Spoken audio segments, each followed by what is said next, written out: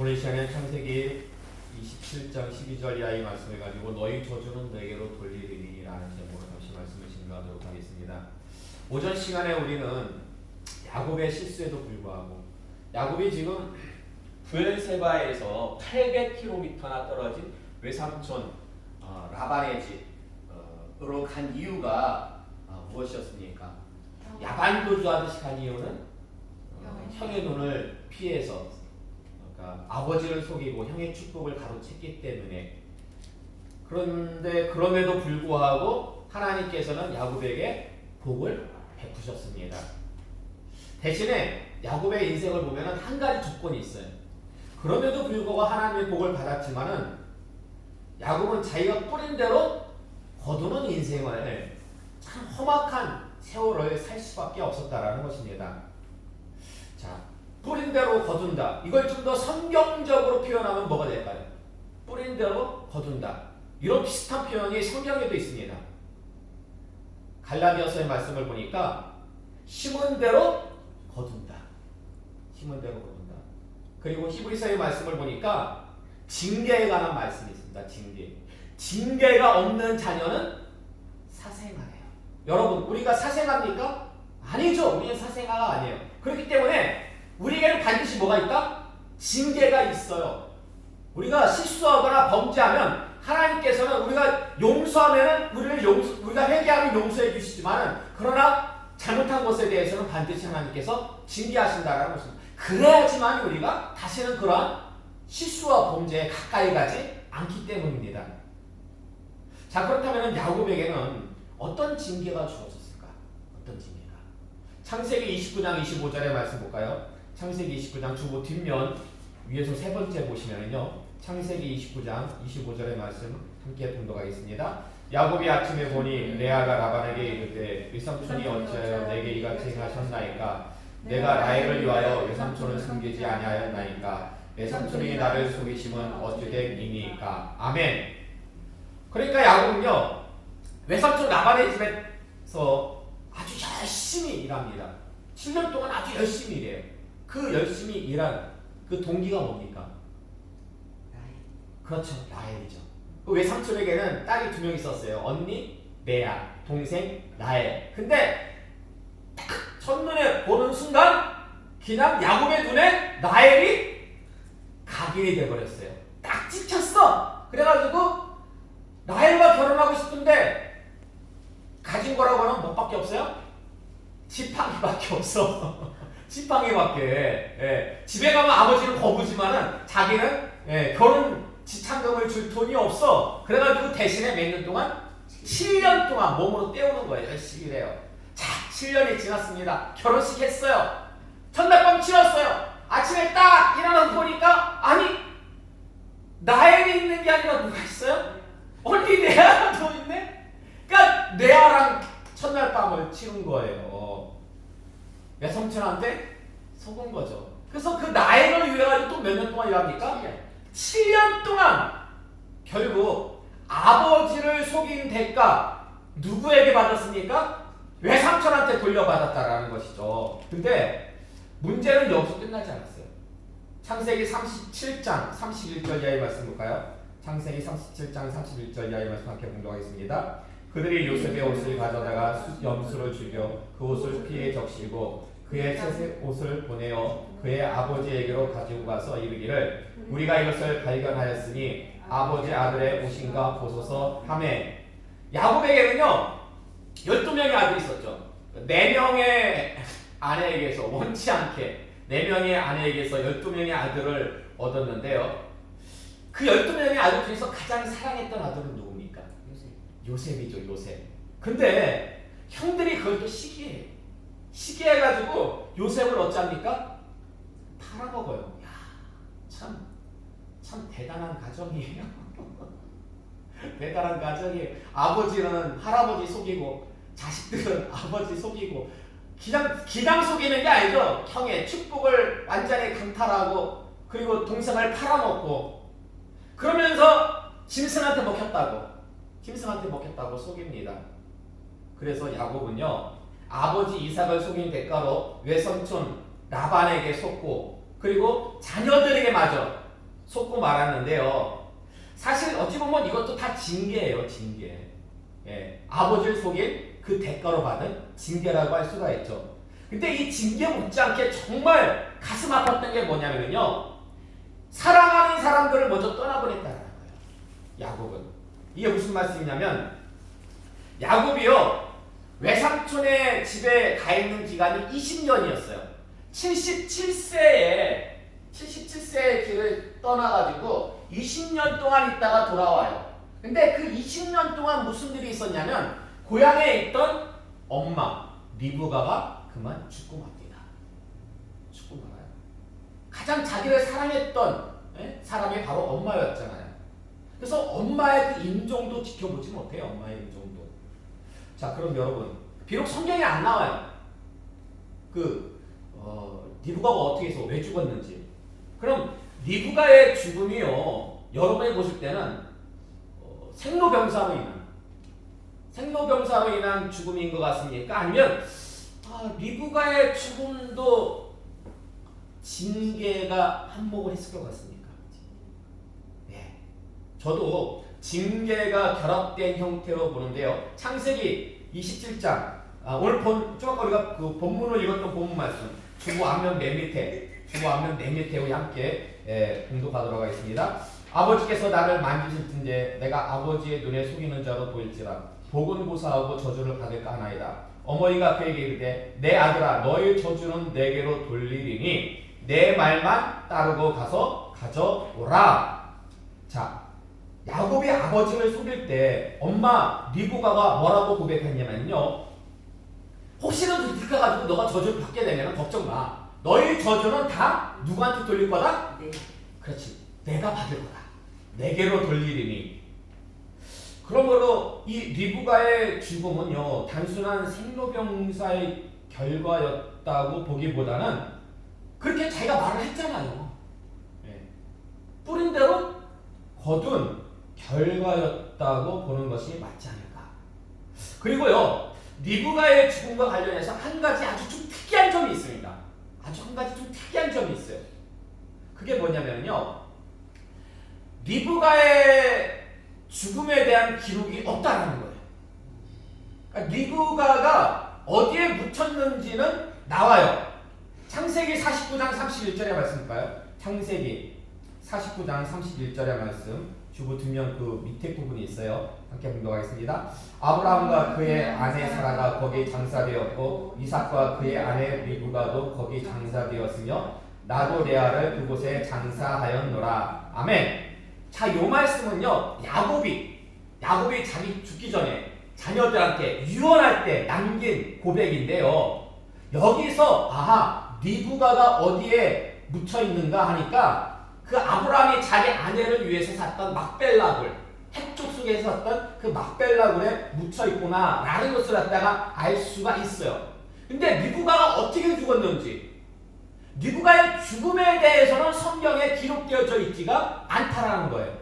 여러분, 창세기 23장 2절의 말씀 볼까요? 창세기 23장 2절의 말씀 함께 공독하겠습니다. 사라가 가나안 땅 헤브론 곧 기럇 아르바에서 죽음에 아브라함이 들어가서 사라를 위하여 슬퍼하며 애통하다가. 아멘. 사라가 죽었을 때요, 아브라함이 어찌했다고 성경은 기록하고 있습니까? 애통했대요. 사라의 죽음에 대해서 아브라함의 분명한 애도를 성경은 기록하고 있습니다.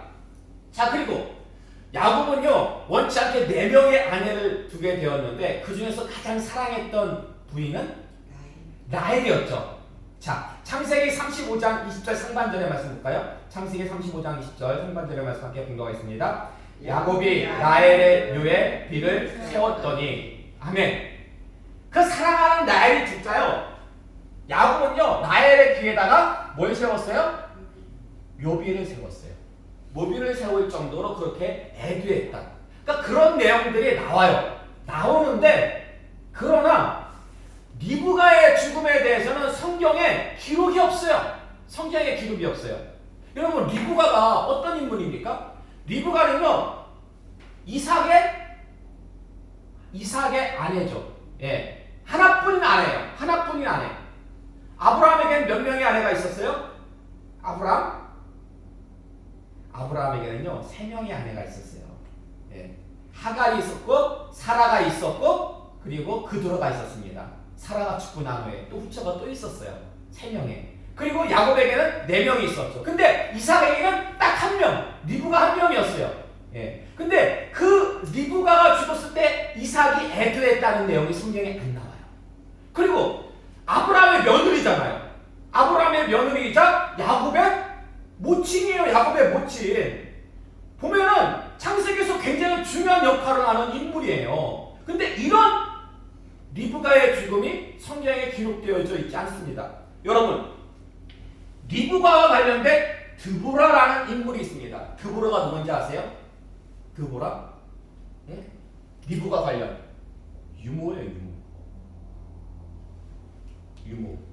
리브가의 유모. 그래가지고 리브가가 이제 시집 올 때 유모가 같이 따라와요. 근데 재밌는 건 뭐냐면은 성경에 이 드보라의 죽음은 나와요. 성경에 드보라가 죽었다는 내용이 성경에 기록이 돼요. 근데 리브가의 죽음은 안 나와. 그러니까 뭐가 되게 이상하지 않아요? 아니 어떻게 유모의 죽음까지 기록이 될 정도면은 당연히 리브가도 나와야죠 성경에. 근데 리브가의 죽음에 대해서는 성경에 나오지를 않습니다. 왜 안 나오는 걸까요? 왜? 이게요. 모세오경을 갖다가 누가 기록했습니까? 모세가 기록했죠. 창세기 모세가 기록했잖아요. 물론 하나님의 영광을 받아가지고. 그러면은 모세가 의도적으로 이걸 뺀 것 같습니까? 아니면 실수로 뺀 것 같습니까? 실수로 빠진 것 같아요? 아니면 의도적으로 뺀 것 같아요? 일부 학자들은 의도적으로 배제했다고 봅니다. 의도적으로. 그 배제된 이유가 뭐냐? 일부 학자들은 그렇게 얘기를 해요. 배제한 이유.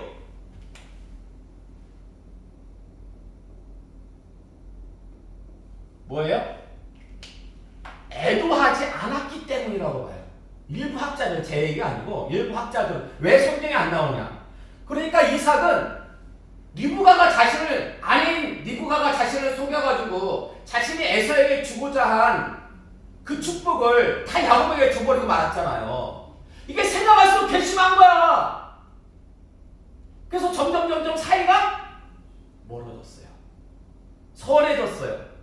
그리고 에서도 비록 고향 땅에서 엄마랑 같이 살고 있지만은 엄마로 인해 가지고 내 축복이 다 야곱에게 가버렸잖아요.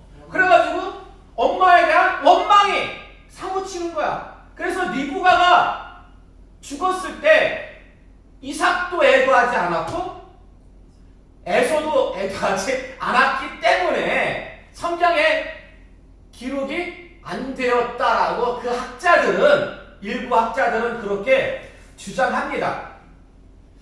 뭐 아예 근거가 없는 건 아니죠. 근데 그렇잖아요. 아니 아무리 속였다 하지만 그래도 정말 이삭에게 있어서는 반평생을 갖다가 함께한 아내이자 에서는 그래도 평생 함께한 엄마였는데 그 사람 죽음 앞에서 그것 때문에 애도를 하지 않는다라는 것은 이건 너무한 것이 아닐까. 저는 좀 쉽게 이해가 안 돼요. 그래서 저는 좀 더 묵상을 하다가 어떤 이유를 발견했냐면 혹시 경계를 주기 위함이 아닐까. 뭐요? 경계를 주기 위함이 아닐까라는 생각을 가져봤습니다. 자, 여러분, 리브가하고 레아, 야곱에게는 라헬뿐만 아니라 레아도 있었죠. 자, 리브가하고 요 레아하고 공통점이 뭔지 아십니까? 리브가하고 레아의 공통점.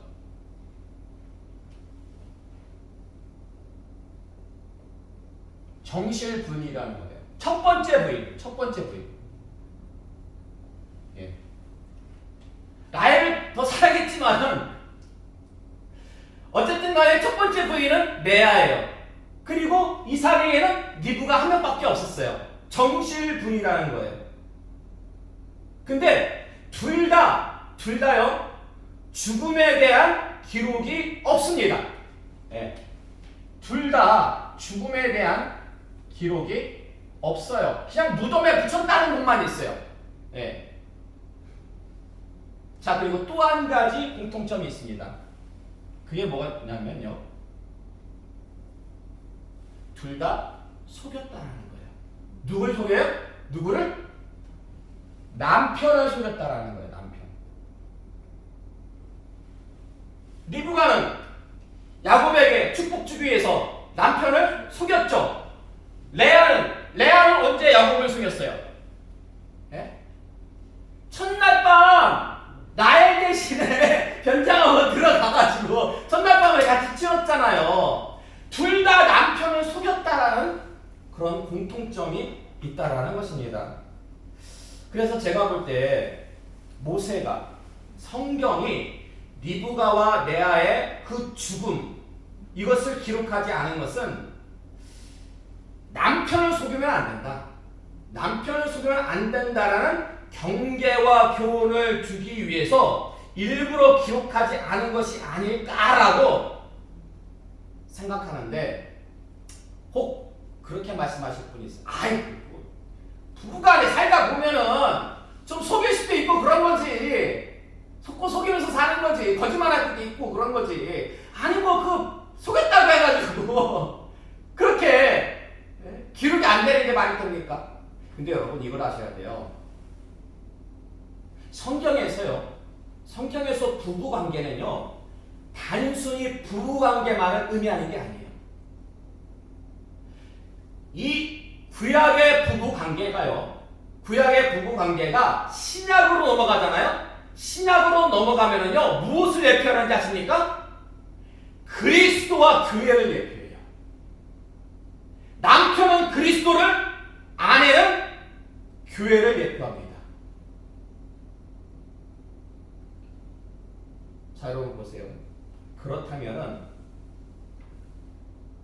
교회가요, 우리 성도가 신앙생활 하면서, 우리 신앙생활 하다 보면은 좀 예수님도 좀 이렇게, 하나님도, 성령님도 좀 속이면서 신앙생활 할 수, 이게 말이 되는 겁니까? 안 되죠. 안 되죠. 예? 우리 신앙생활 하면서 하나님을 갖다가 속인다라는 것은 하나님을 만홀히 여긴다는 거예요. 하나님을 만홀히 여기면요, 오히려 하나님으로부터 복이 아니라 저주가 임합니다. 징계가 임합니다. 근데 그 그리스도와 교회의 관계를 무엇이 예표해요? 부부 관계가 예표한다라는 거예요. 그러므로 비록 모세가 성경을 기록했지만 하나님의 감동으로 된 거잖아요. 그러니까 성경 전반을 놓고 볼 때에 하나님께서는 모세를 통해서 이런 모습을 경계하고 교훈하고자 일부러 리브가와 레아의 그 죽음을 기록하지 않은 것이 아닐까라고 저는 그렇게 봅니다. 저는 그렇게 봐요. 예. 근데 뭐 정확한 것은 하늘나라 가서 여러분이 직접 하시고요. 이제 결론에 말씀드리도록 하겠습니다.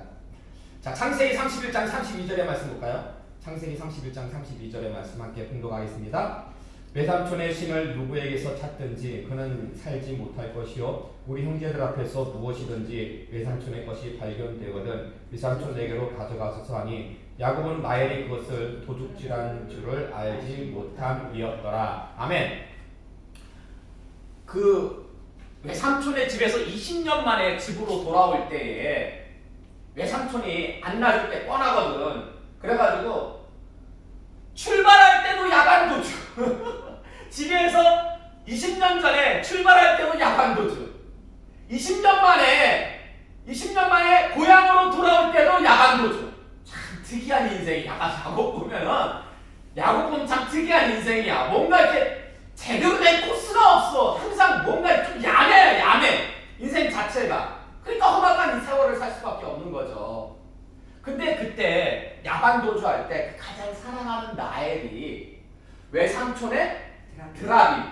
그걸 훔쳐요. 훔쳐가지고 말 한 장소에다 숨겨. 근데 야곱은 그거를 몰라. 그래서 막 외삼촌이 그걸 찾을 때 야곱이 뭐라고 말합니까? 나의 훔쳤는지 모르고 만약에 그게 누가 발견되거든 그는 살지 못할 것입니다. 그는 살지 못할 것입니다. 그래서요 유대 랍비들은 이 야곱의 고백을 예언적으로 받아들입니다. 예언적으로 받아들여가지고 그는 살지 못하리라는 말씀을 이렇게 해석합니다.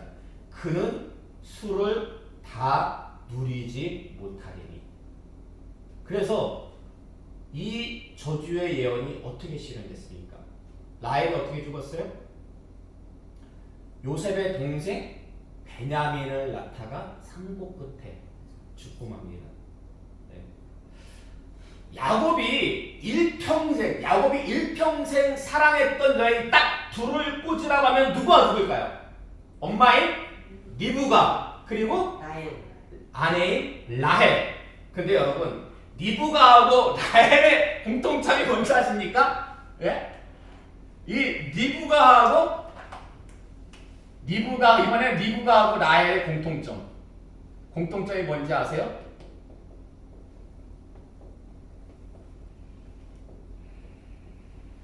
말의 저주가 있다. 말의 저주가. 네. 리브가가 그랬잖아요 야곱에게. 너의 저주는 누구에게 돌리리니? 내게로 돌리리. 그래서 남편은 180세까지 장수했어. 이삭은 가장 오래 살았어요. 근데 리브가는 몇 살에 죽었는지 성경이 나오지도 않아.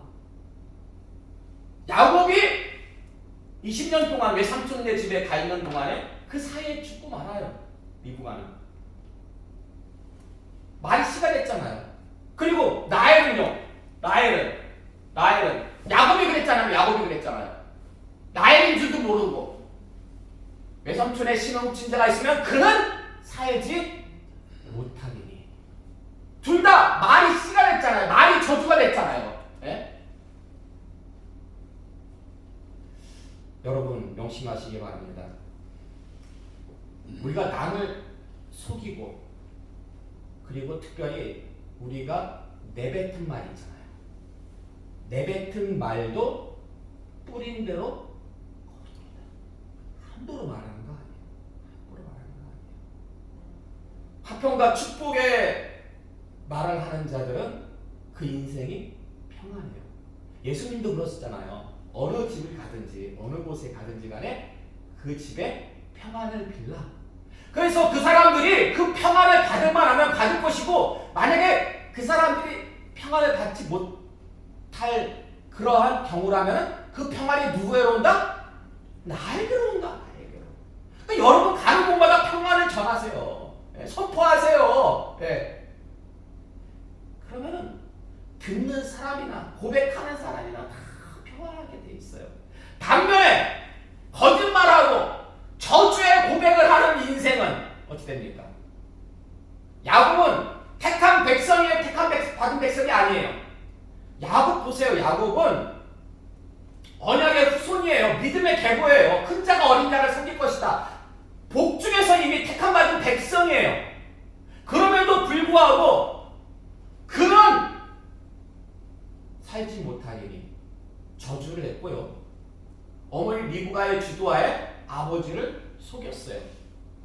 비록 택한 백성이라 할지라도 그렇게 저주하고 속이는 인생을 살으니까 결국 바로 앞에서 130세를 살았지만 제 인생이 험악한 세월을 살았습니다.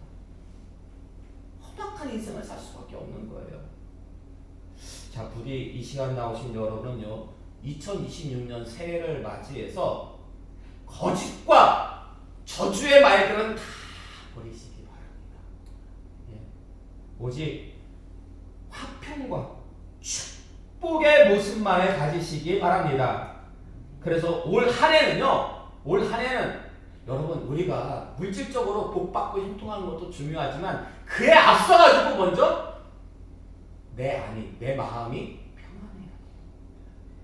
내 마음이 평안해야 돼요.